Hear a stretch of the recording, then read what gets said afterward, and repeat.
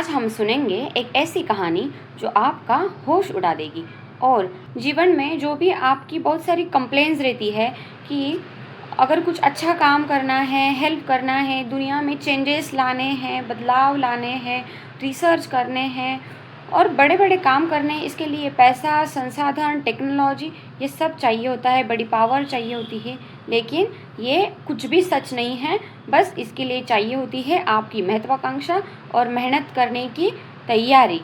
तो मुंबई की एक शिक्षिका और आर्टिस्ट रूबल नागी, इन्होंने दुनिया का सबसे प्रतिष्ठित बेस्ट टीचर प्राइज़ $1 मिलियन जीता है। इनकी कहानी कोई फैंसी स्कूल और कॉलेजेस में शुरू नहीं हुई, तो मुंबई के झुग्गियों से, स्लम एरिया से शुरू हुई है। पढ़ाने का ऐसा जुनून कि दुनिया ने किया सलाम। कौन है रूबल नागी, जिनको मिला $1 मिलियन का ग्लोबल टीचर प्राइज? झुग्गी की दीवारों को क्लासरूम बनाने वाली शिक्षिका आर्टिस्ट रूबल नागी ने GEMS education global teacher prize जीतकर भारत का नाम रोशन किया। जानिए उनकी कहानी और समाज सेवा का सफर। जिस देश में अब भी लाखों बच्चे स्कूल की चौखट तक नहीं पहुंच पाते, वही एक शिक्षिका ने गलियों, झुग्गियों और दीवारों को ही क्लासरूम बना दिया। उसी मेहनत और सोच का नतीजा है कि रूबल नागी आज पूरी दुनिया में भारत का नाम रोशन कर रही है। शिक्षा के क्षेत्र में बेहतरीन योगदान के लिए उन्हें 5 फरवरी को GEMS education global teacher prize से सम्मानित किया गया है। इस प्रतिष्ठित पुरस्कार के साथ उन्हें करीब $1 मिलियन, लगभग 8 करोड़ रुपए की इनामी राशि भी मिली है। दुबई में हुए इस समारोह में हजारों नामांकन के बीच रूबल नागी को सर्वश्रेष्ठ शिक्षिका चुना गया। कौन है रूबल नागी?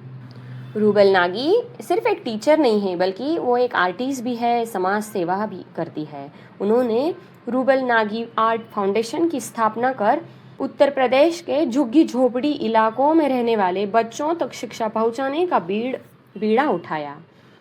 उनका मानना है कि अगर बच्चा स्कूल नहीं आ सकता तो स्कूल बच्चे तक पहुंचना चाहिए। दीवारें बनी क्लासरूम। रूबल नागी ने पढ़ाई से दूर रह रहे बच्चों के लिए एक अनोखा तरीका अपनाया। उन्होंने झुग्गियों और बस्तियों की दीवारों पर अक्षरमाला, गणित, विज्ञान और इतिहास को चित्रों के जरिए उकेरा। बच्चे खेल खेल में सीखे। इसी सोच के साथ दीवारों को पढ़ाई का जरिया बना दिया। इस पहल से न सिर्फ बच्चों को सीखने में दिलचस्पी बढ़ी, बल्कि हजारों बच्चे दोबारा शिक्षा की मुख्यधारा से जुड़े। रूबल ने 24 साल पहले एक वर्कशॉप चलाई थी, जिसकी शुरुआत उन्होंने 30 बच्चों के साथ की थी। अब रूबल भारत में ऐसे 800 से ज़्यादा ट्रेनिंग सेंटर चला रही है, जहां लाखों बच्चे शिक्षा ले रहे हैं।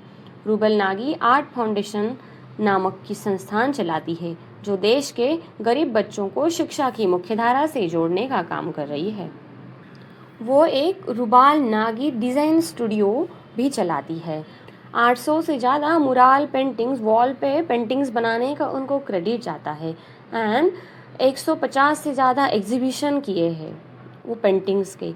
एंड 2026 में उनको ग्लोबल टीचर प्राइज़ मिला है। अब तक देश भर में 800 से ज़्यादा लर्निंग सेंटर शुरू कर चुकी है। इन केंद्रों में गरीब और पिछड़े वर्ग के बच्चों को मुफ्त शिक्षा दी जाती है।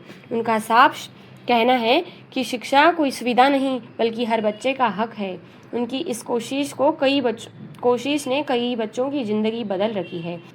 उनका कहना है कि उनको पूरा इंडिया को 100% लिटरेट बनाना है, मतलब 100% साक्षरता दर लाना है। सारे बच्चों तक शिक्षा पहुंचनी चाहिए।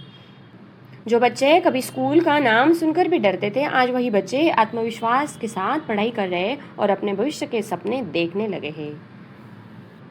She is also the member of India Design Council (IDC) and one of the pioneer to start Mumbai beautification. उन्होंने मुंबई में भी जो स्लम एरिया है वहाँ पे मिसाल मुंबई करके इनिशिएटिव स्टार्ट किया और आर्ट इंस्टॉलेशन करना शुरू किया। और जैसा बताया मैंने, 800 से ज़्यादा ट्रेनिंग सेंटर और 800 मुराल पेंटिंग और 15,000 और से भी ज़्यादा हाउसेस को भी उन्होंने डिज़ाइन करके स्कूल्स में चेंज कर दिया है। मतलब वो पेंटिंग के ज़रिए घरों में भी और जो स्लम एरियाज़ के गलियों, झुग्गियों, झोपड़ियों में ही पढ़ाई का, शिक्षा का स्कूल बना देती है। शिक्षा की पहल शुरू कर दी और वहाँ पे ही उन्होंने स्कूल बना दिया। उनको rouble Nagi was the first artist to be invited to exhibit at the Rashtrapati Bhavan museum. उनके पेंटिंग्स को राष्ट्रपति भवन म्यूजियम में 2017 में इनवाइट किया गया था और वो ऐसी पहली आर्टिस्ट थी और उनको राष्ट्रपति के द्वारा प्रेसिडेंट ऑफ इंडिया ने ऑनर भी किया था, वो अवार्ड भी मिला था। उनकी पेंटिंग्स राष्ट्रपति भवन के म्यूजियम में रखने का भी उनको अवार्ड मिला है। शी इज़ द ऑथर, वो एक ऑथर भी है। स्लम 2022 में रिलीज़ हुआ स्लम क्वीन नामक एक बुक है, पुस्तक है, उसकी वो ऑथर भी है।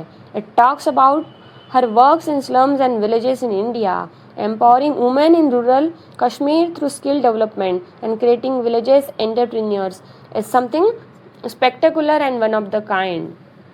वो कश्मीर में पैदा हुई, 1980s में जम्मू एंड कश्मीर में पैदा हुई थी और बाद में उन्होंने अपना एजुकेशन पॉलिटिकल साइंस में कंप्लीट किया और उसके बाद वो Slade school of fine art London में उन्होंने पढ़ाई की और European art South Bay London में भी उन्होंने अपना एजुकेशन कंप्लीट किया और उसके बाद उन्होंने रास्ता चुना झुग्गियों झोपड़ियों में रहने वाले, स्लम एरियाज़ में रहने वाले गरीब बच्चों को पढ़ाने का जरिया और एनजीओ चलाई उन्होंने।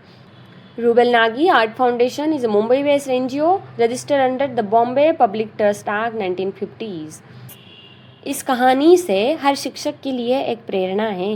रूबल नागी की कहानी बताती है कि एक इंसान की सोच और मेहनत समाज में बड़ा बदलाव ला सकती है। कला के जरिए एक शिक्षा को लोगों तक पहुंचाने का उनका तरीका ही उन्हें दुनिया के सबसे प्रतिष्ठित शिक्षक पुरस्कार तक ले गया।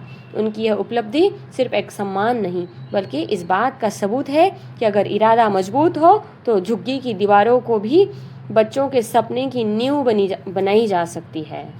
तो गाइस, आपको ये स्टोरी कैसे लगी प्लीज़ लाइक कीजिए, शेयर ख्याल और हमारे चैनल को सब्सक्राइब करना ना भूलिए। मिलते हैं ऐसी नई अनोखी कहानी के साथ। तब तक ख्याल रखिए अपना।